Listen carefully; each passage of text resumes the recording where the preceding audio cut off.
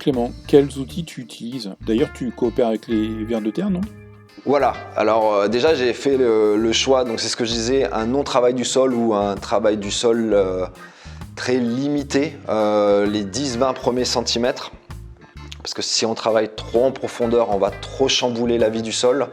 Donc du coup j'utilise principalement une grelinette qui elle va permettre d'aérer le sol en plongeant des grandes fourches, ouais, des grandes dents, et en fait on vient décaler des parties du sol, donc ça permet à l'air de rentrer dedans, et quand il y a l'air qui rentre, il y a l'eau qui rentre, ça s'oxygène, donc du coup ça fait du bien au sol, ça le décompacte, donc les racines des légumes vont pouvoir pénétrer plus facilement dans le sol et aller chercher les nutriments. Je travaille aussi après avec un croc juste pour émietter, casser les mottes en surface, et puis ça se résume à ça, quoi.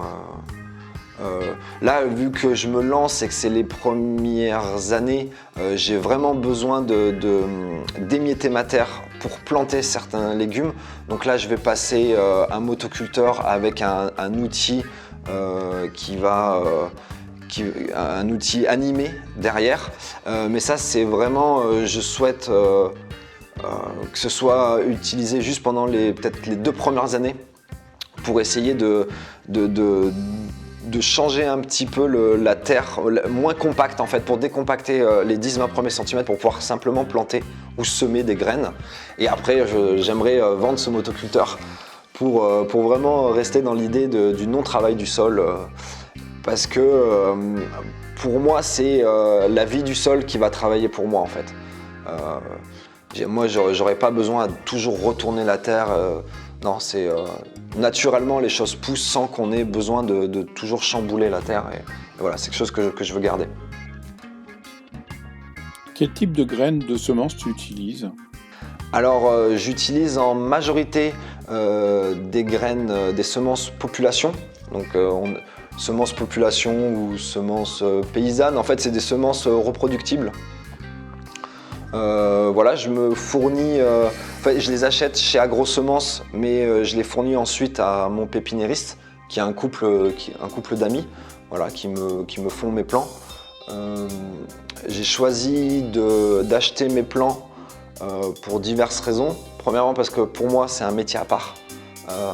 Faire germer des graines et faire des plants, c'est très technique. Chaque espèce a des contraintes particulières, et déjà que moi je découvre le métier de paysan en maraîchage, je me suis dit il ne faut pas tout faire d'un coup. Donc voilà, j'ai choisi de prendre des plants chez un pépiniériste. Ils le font très bien, ils me livrent des plants de grande qualité, ils habitent juste à côté.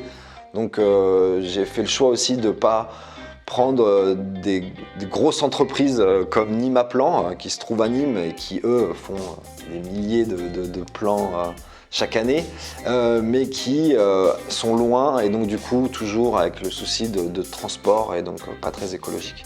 Donc là c'est des amis, je peux leur demander vraiment les variétés que je veux, je peux leur donner mes propres semences que j'ai reproduites, eux vont me les transformer en plants. Donc voilà, je trouve ça vraiment génial. Donc j'utilise des graines de variété population, que j'achète chez un semencier comme Agrosemences. J'utilise mes propres semences que j'ai reproduites d'une année sur l'autre.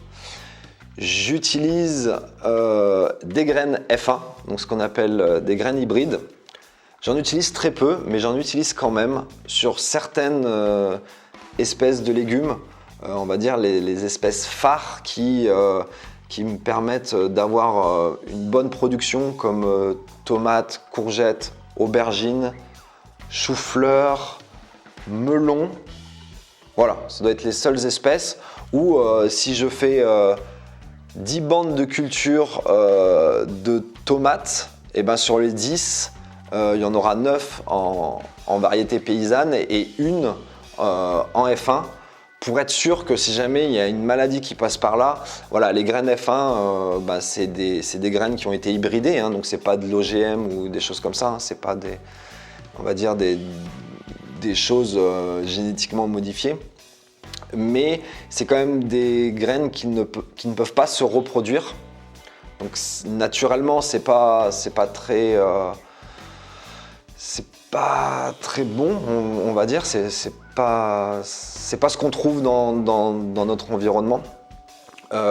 Mais ça a la particularité d'avoir des bons rendements et d'être très résistant aux maladies et aux insectes. Donc voilà, donc j'ai fait le choix d'en mettre une bande de culture voilà, sur chacune des espèces. Et pour contrebalancer ça, je fais partie d'une association de maisons de semences paysannes Gare-Cévennes où là on travaille pour reproduire des semences qui ont été perdues, d'anciennes semences très locales, donc du Gard et des Cévennes, pour les reproduire, augmenter un stock de semences et en fait les remettre au goût du jour pour que d'autres maraîchers ou d'autres particuliers qui ont des potagers puissent s'en servir et qu'elles ne disparaissent pas au profit des gros semenciers avec des gros catalogues. Voilà. Donc je mets des graines F1, mais d'un autre côté, j'essaye que plus de personnes puissent utiliser des semences paysannes et que ça ne disparaisse pas.